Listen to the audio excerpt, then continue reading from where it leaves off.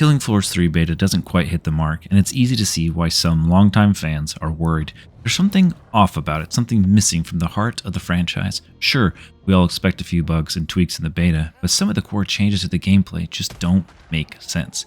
The movement system is one of the most noticeable shifts. The zip lines and sliding mechanics feel completely out of place.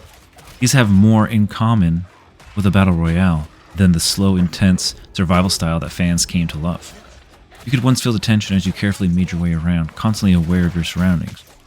Now with the slide feature and other mobility perks, it feels like you're zipping around without any real thought. It's fun in the moment, but it takes away the strategy and the risk that used to make Killing Floor feel so rewarding. Let's talk about revives.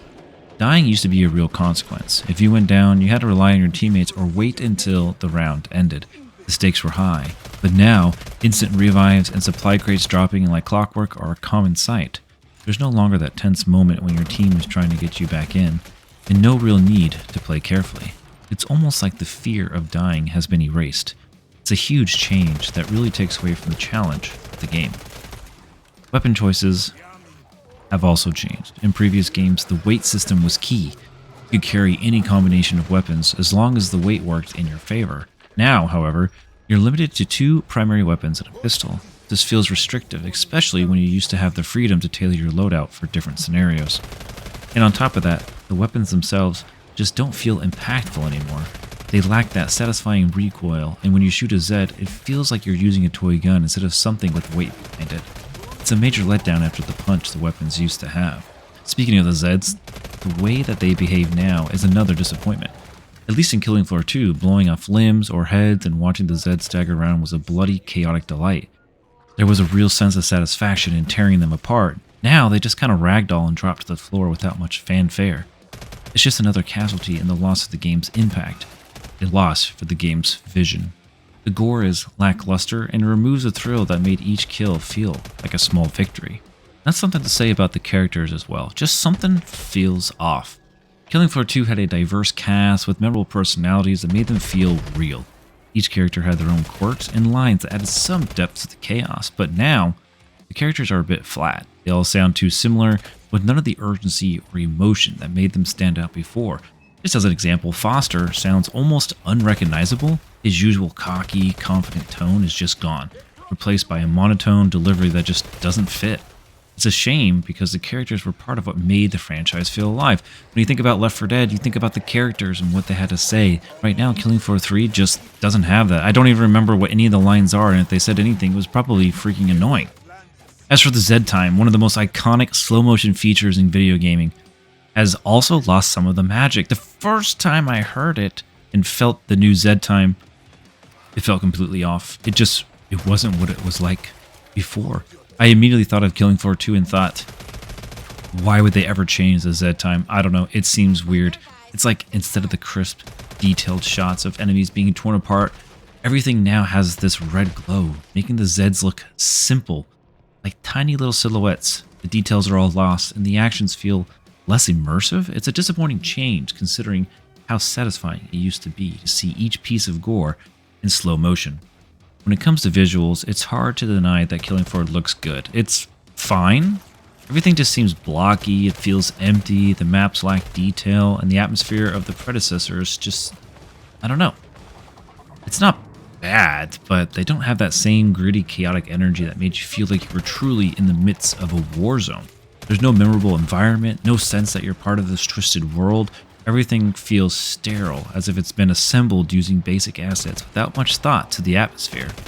All of these changes would be easier to swallow if Killing Floor 3 wasn't connected to a beloved franchise. If this was a standalone game, it might be a bit easier to accept these shifts, but with the Killing Floor name attached, it feels like betrayal of what made the series so unique.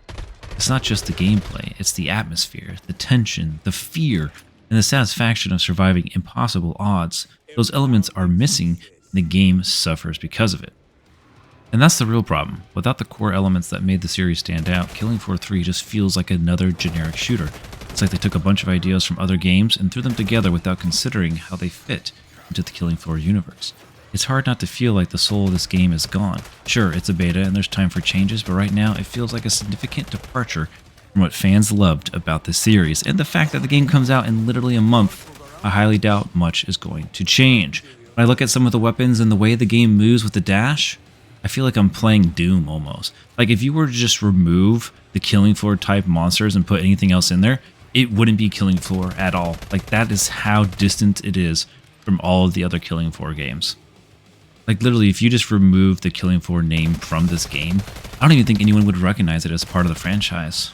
And honestly, it's a real shame because the series had something special that's now lost in translation. The fear, the intensity, the challenge, all those elements seem to have been sacrificed in favor of what feels like a more casual, streamlined experience. Sounds like another Payday 3 all over again. And that's just not what Killing Floor was ever about. It was very niche and it had its target audience, and now it's like they're trying to get more people involved by getting rid of what made Killing Floor special. Now, is there some positives? I'm sure there are. And I'd like to cover that maybe in another video. But for now, let me know what you guys think down below. Are you enjoying the beta? Have you played it? Do you plan on purchasing the game now that you played the beta? Let me know down below. We'll see you in the next one. Peace.